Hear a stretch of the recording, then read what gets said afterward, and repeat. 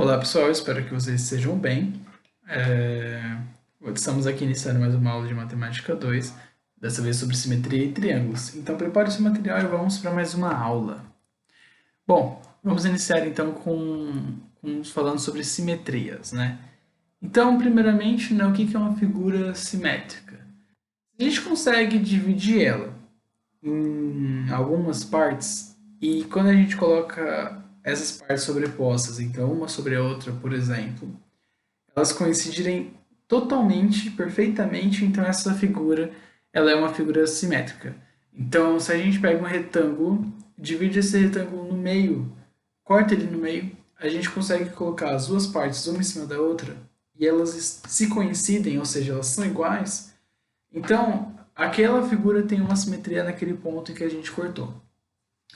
Existem vários tipos de simetria, mas a gente vai focar em dois tipos específicos, são os mais importantes, que é a axial, que é quando a gente consegue espelhar a figura, então a gente vai lá, faz um corte, por exemplo, e a figura ela fica igualzinha dos dois lados do corte.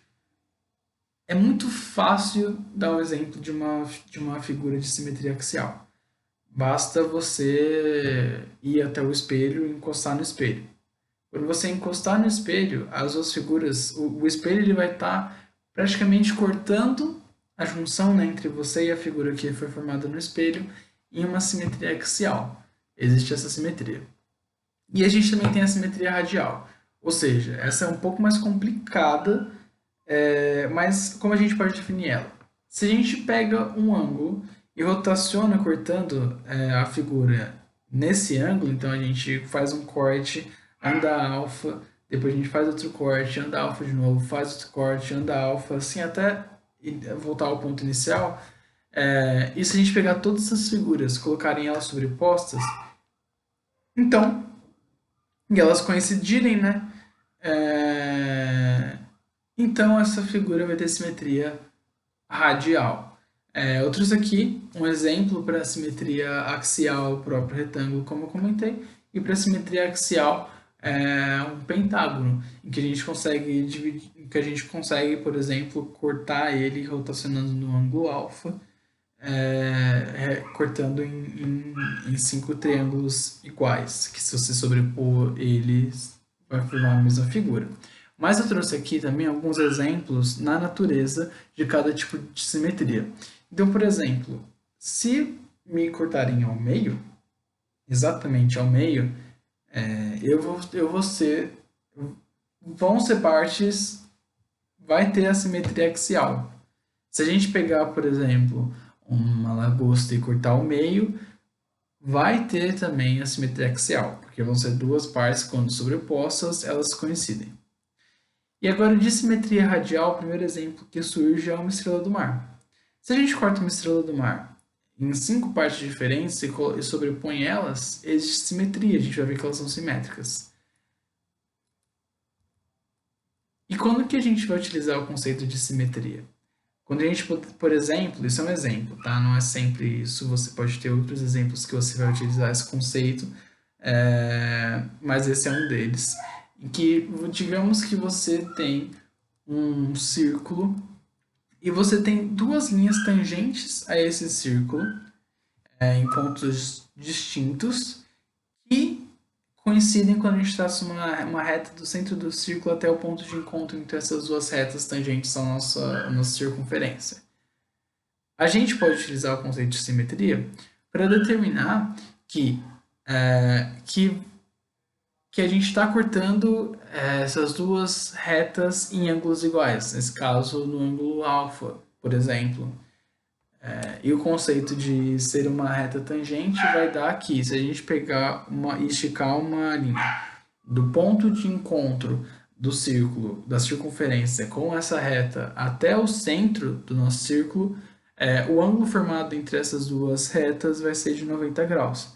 Isso facilita muito, por exemplo, a gente encontrar qual que é o ângulo que está sendo seccionado do nosso círculo, por exemplo, fazendo um exercício imaginário.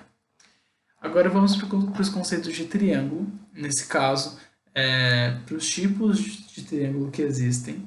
que os triângulos eles podem ser classificados de acordo com os seus lados, as características dos seus lados ou dos seus ângulos. Se a gente observar para as características dos lados, se um ângulo ele tem dois lados iguais, e consequentemente um diferente, ele vai ser um triângulo isósceles. Isso também é o mesmo que dizer que ele vai ter dois ângulos iguais, tá? E um ângulo diferente também. Se a gente tem um triângulo com todos os lados iguais, então ele é um equilátero, um triângulo equilátero. E os seus ângulos, eles precisam formar 60 graus internamente. Não tem como um triângulo equilátero não ter seus ângulos como valendo 60 graus. Isso porque a soma dos ângulos internos de um triângulo precisa ser 180. E o triângulo escaleno é quando não tem nenhum lado igual. E se a gente observar em relação aos ângulos, quando a gente tem um triângulo que tem um ângulo de 90 graus, então esse triângulo vai ser um triângulo retângulo. E é importante dizer que esse triângulo é exatamente o triângulo em que a gente pode aplicar o teorema de Pitágoras, somente nesse triângulo. E quando a gente tem um triângulo que um dos ângulos é maior que 90 graus, a gente tem um triângulo obtuso. Legal. Agora eu trouxe para vocês algumas propriedades importantes dos triângulos, tá? Primeiramente, aqui o conceito do que é vértice, que seria o encontro dos lados do triângulo. O conceito do que é lado, que seria essa linha, essa reta que é traçada de um vértice ao outro. Ângulo interno, que seria o ângulo que está internamente ao triângulo. E ângulo externo, que seria o triângulo, que se a gente pegar um dos lados, esticar uma reta desse lado e fazer qual que é o ângulo que está entre o outro lado, que está ao lado do lado em que a gente esticou a reta, esse será um ângulo externo. E as propriedades que eu trouxe para vocês, que vão ser importantes e relevantes nos exercícios, são que a soma dos ângulos internos de qualquer triângulo é sempre igual a 180, que a soma dos ângulos externos de qualquer triângulo é sempre 360, que a soma das medidas de dois lados de um triângulo é sempre maior que a medida do terceiro lado. Isso é denominado como desigualdade triangular. Então, se eu somar qualquer lado do triângulo, sempre a soma desses dois lados vai ser maior do que o terceiro lado. E também que o maior lado de um triângulo é sempre oposto ao seu maior ângulo. E, consequentemente, o menor lado de um triângulo vai ser sempre oposto ao seu menor ângulo. E eu trouxe aqui um exercício para a gente resolver, que é um exercício da FUVEST, em que ele me diz que ele me dá um triângulo. Eu vou dar um tempo, eu vou ler a questão e dar um tempo para vocês fazerem, tá? Então ele nos mostra uma figura e ele diz para a gente que o lado AD é igual ao lado AE, que o lado CD é igual ao lado CF e que o lado BA é igual ao lado BC.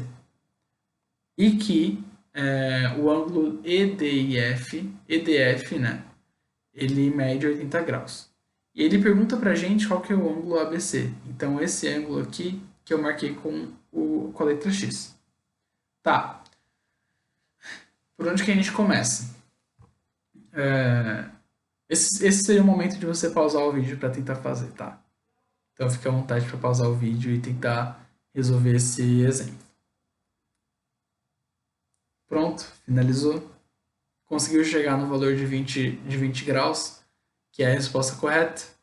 Então vamos dar uma olhada na resolução.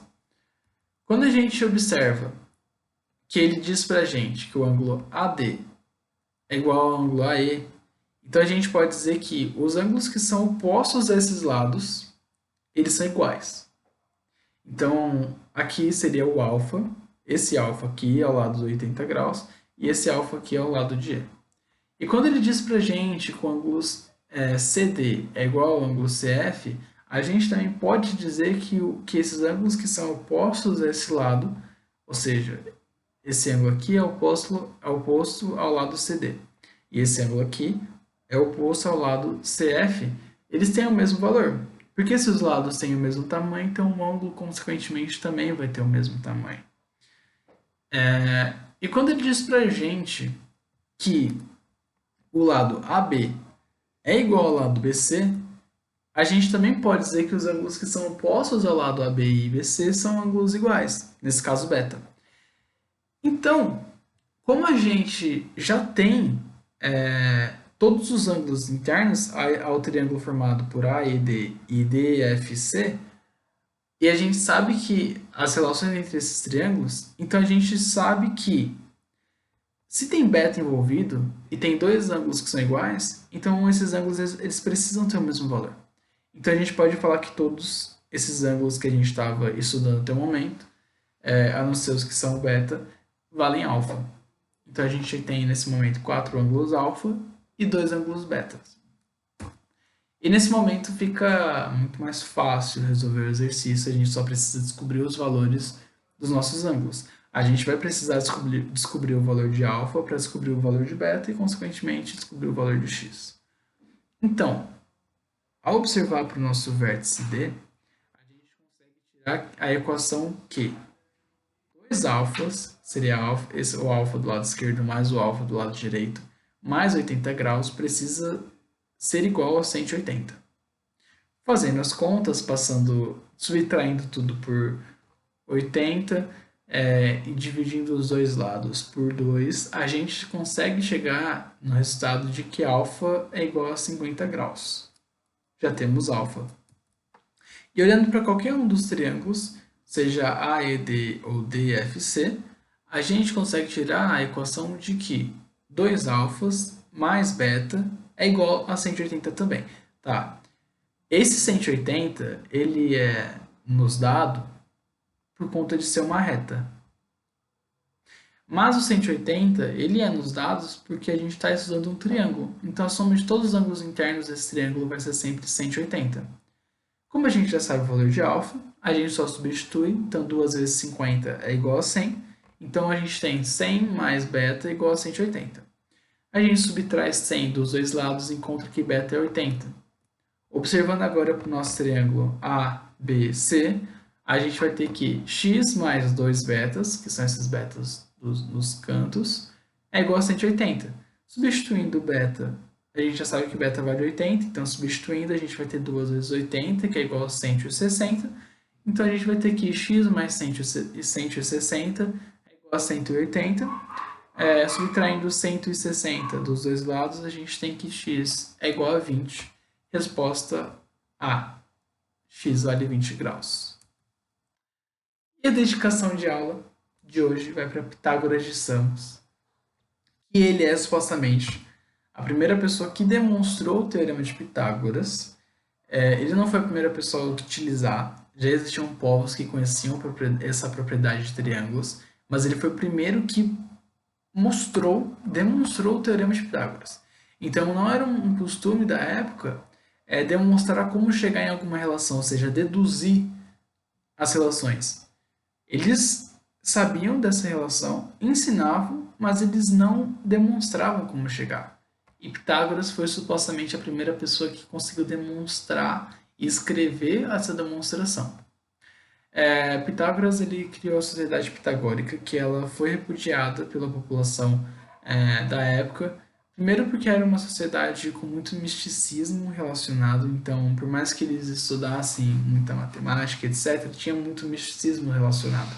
Se você pesquisar sobre a matemática que era estudada, por exemplo, na sociedade pitagórica, você vai ver isso. Que eles tinham uma relação com o número 10. Enfim, era uma sociedade com certo misticismo nos estudos deles. E eles também costumavam interferir nos assuntos de Crotona, que era a cidade que inicialmente eles se localizavam.